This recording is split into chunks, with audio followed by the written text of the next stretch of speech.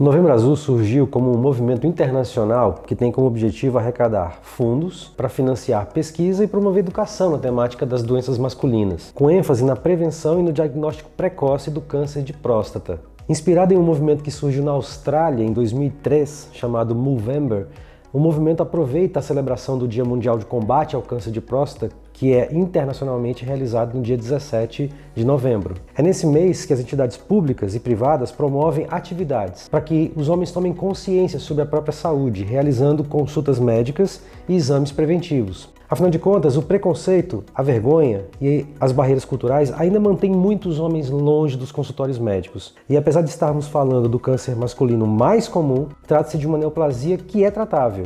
É relativamente fácil de tratamento quando diagnosticado precocemente.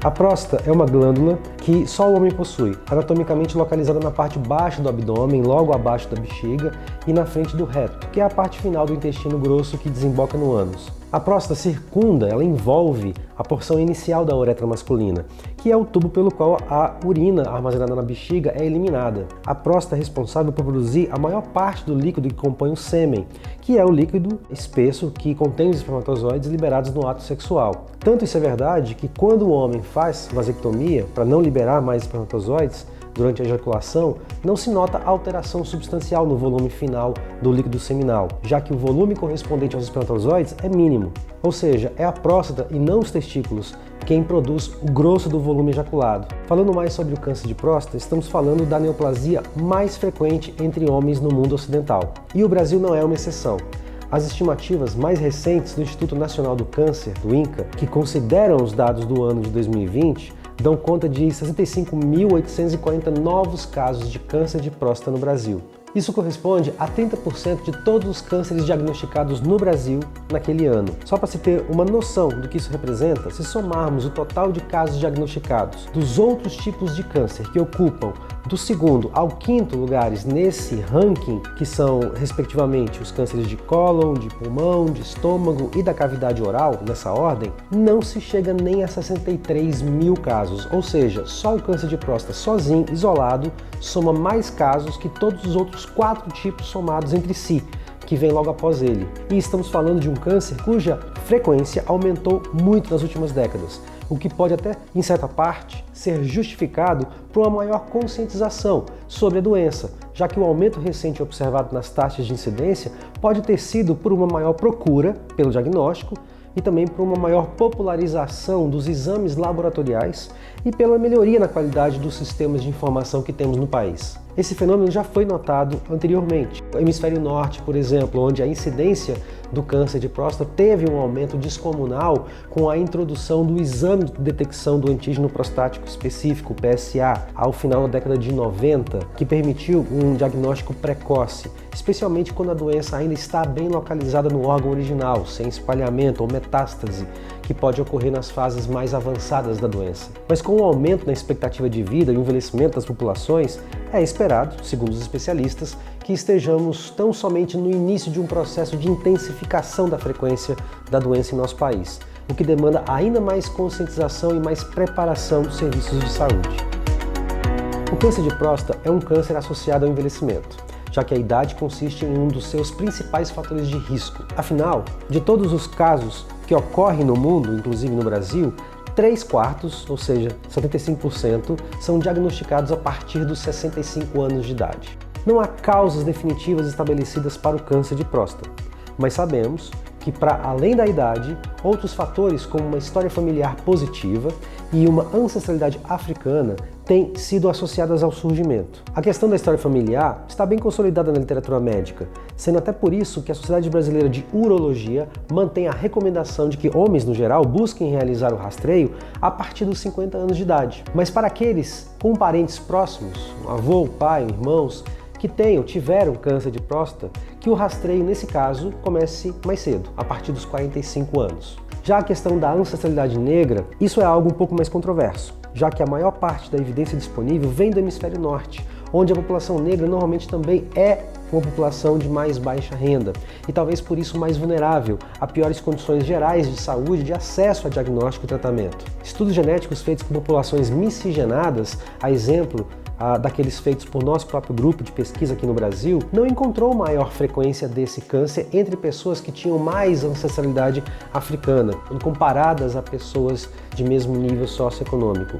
Ou seja, a melhor evidência disponível não parece demonstrar que ter mais blocos cromossômicos, ou seja, mais DNA proveniente da raça negra, seja predisponente ao câncer de próstata. E por isso conclui-se que talvez uma desvantagem social seja mais determinante. Dessa forma, o diagnóstico precoce do câncer de próstata continua sendo fundamental, uma vez que os recursos terapêuticos e a possibilidade de cura são limitados em estágios mais avançados.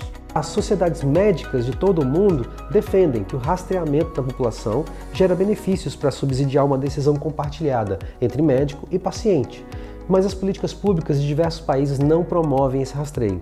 O próprio Ministério da Saúde no Brasil não estimula o rastreamento populacional abrangente, alegando que a estratégia deve ser dirigida a grupos populacionais específicos, sem, no entanto, apontar que grupos seriam esses. Nosso Ministério da Saúde sustenta essa postura alegando riscos ou malefícios que o rastreio poderia gerar e que incluiriam a possibilidade de resultados falsos positivos, quando o teste dá positivo sem o paciente ter o câncer, o que é bastante raro, diga-se de passagem. Segundo o Ministério, isso poderia gerar ansiedade ou impor um excesso de exames adicionais e desnecessários ao paciente. De verdade, não parece ser um argumento razoável, especialmente frente aos benefícios conhecidos de se ter um diagnóstico precoce, que inclui uma melhor taxa de cura, que supera os 90% de chance quando o tratamento é iniciado bem no diagnóstico primário. Afinal, os tratamentos tendem a ser mais efetivos, reduzindo em muito o risco das complicações futuras, como a incontinência urinária ou a impotência sexual, que podem surgir em alguns casos. Pode-se dizer que o diagnóstico precoce praticamente evita tudo isso. A maioria dos pacientes em estágio inicial não apresenta sintomas, portanto, a detecção precoce da doença torna-se mais difícil. Logo, a recomendação médica é a realização dos exames anualmente, a partir daquelas idades e condições mencionadas anteriormente. Os sintomas mais comuns que podem surgir são uma dificuldade de urinar, com sensação de que a bexiga continua cheia, mesmo após esvaziar um pouco, uma necessidade de urinar mais vezes ao dia, ou mesmo à noite, além de poder também ocorrer sangue na urina ou no esperma, ou uma redução do volume, da espessura do jato urinário quando se vai ao banheiro. Atualmente, o rastreamento do câncer de próstata costuma ser iniciado pela dosagem do antígeno prostático específico, o PSA, conjuntamente ao exame do toque retal, que juntos compõem um procedimento com sensibilidade superior a 80%. Apesar de ser uma estratégia pouco invasiva e de baixo custo, apresenta especificidade limitada, já que os níveis sanguíneos de PSA podem se exibir um pouco mais elevados em outras situações clínicas, como a hiperplasia prostática benigna, HPB, ou em condições traumáticas da próstata ou mesmo na inflamação da glândula, conhecida como prostatite. Do mesmo modo, o toque retal, apesar de muito importante na avaliação clínica, pode não ser absoluto, pois só proporciona ao especialista uma percepção da área da glândula que pode ser tocada, não revelando sobre áreas que ficam por trás da parte exposta.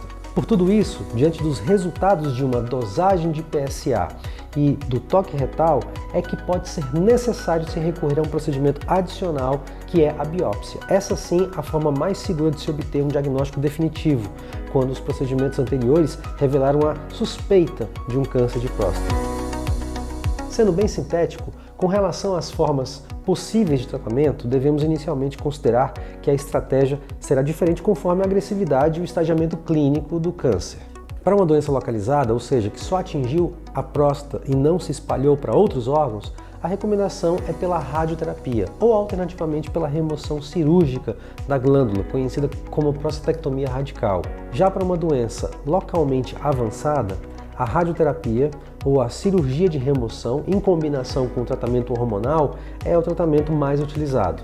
Afinal, como a testosterona estimula as células do câncer de próstata a crescerem, um tratamento hormonal de supressão da sua produção é importante para tratar o câncer de próstata avançado. Para estágios ainda mais avançados, onde a doença já apresenta metástase e o tumor se encontra instalado em outras partes do corpo, o tratamento mais indicado é a terapia hormonal. Esse bloqueio hormonal mais intenso, também chamado de terapia de privação androgênica, costuma ser bem sucedido, com 90% dos pacientes respondendo bem com o controle daqueles sintomas urinários mencionados, com o aumento também da sobrevida do paciente, melhorando a qualidade de vida no geral, incluindo diminuição das dores ósseas e do risco de fraturas patológicas que podem acompanhar um câncer de próstata mais avançado. Aliás, dores ósseas são bem debilitantes e são uma das principais queixas dos pacientes com câncer de próstata avançado. E são dores de difícil controle. Pode eventualmente ser necessário uma orquiectomia, que é a remoção dos testículos, especialmente quando há comprometimento por metástase de células prostáticas. Mas, de novo, a escolha do tratamento mais adequado deve ser individualizada e definida após médico e paciente discutirem os riscos e as opções e os benefícios de cada um. E mais uma vez, o intuito aqui é mostrar que tudo isso pode, todo esse conjunto de problemas, ser evitado com um diagnóstico precoce. Em nosso país, as questões relativas à saúde do homem vêm sendo inseridas lentamente na pauta da saúde pública brasileira, desde o lançamento da Política Nacional de Atenção Integral à Saúde do Homem, formalizada lá em 2009, ou seja, temos pouco mais de 12 anos desde o lançamento dessa política fundamental. É de fato pouco tempo, mas ao mesmo tempo é lamentável que muito pouco tenha mudado nessas práticas públicas, já que não se tem percebido mudanças efetivas no Sistema Único de Saúde, especialmente em face das políticas públicas não estimularem aquele rastreio populacional abrangente, como mencionamos anteriormente, ficando essa tarefa muito a cargo de grupos de medicina privada, como os planos de saúde, e das sociedades técnicas e científicas, como a SBGG e a Sociedade Brasileira de Urologia, a SBU. Pode causar estranheza, isso que eu acabei de mencionar, de que os planos de saúde estimulam o rastreio, mas hoje no Brasil já é uma realidade, que diversos planos praticamente condicionam a permanência do beneficiário no plano à realização do rastreio, já que, por todas as óticas, comercial, familiar ou pessoal, o diagnóstico precoce sempre vai pesar menos em termos financeiros ou em prejuízos para o paciente ou para o sistema, se comparado a um tratamento que se inicie já na fase avançada do câncer. Muito obrigado por assistir esse vídeo. Até o final, não esqueça de deixar seus comentários, sugestões para temas futuros aqui do canal e até a próxima!